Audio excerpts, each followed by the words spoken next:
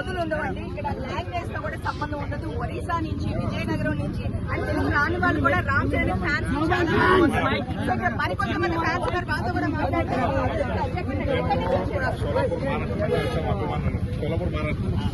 ఈ మెసేజ్ వచ్చాను మనకు సమస్య. ఈ రోజు మన ఫంక్షన్ జరుగుతుంది అపోలో రామ్ చరణ్ పుట్టారని వెంటనే విమర్శి వచ్చాము అందరూ హ్యాపీగా. అక్కడ మహారాష్ట్రలో కూడా ఎప్పుడు ఎదురు చూస్తున్నారు. అందరూ కుటుంబాలు బాస్ ఎప్పుడు వస్తుంది మాట్లాడాలి. ఈ హ్యాపీ సంక్రాంతి దాకా మళ్ళీ ఒక సంక్రాంతి వచ్చింది మాకు అక్కడ మన సంక్రాంతి ఈటి కొట్టాడు. ఇక్కడ మన రామ్ చరణ్ పెద్ద దాకా ఇదొక ఈటి కొట్టింది. అందరికీ సంబరాలు అవుతున్నాయి.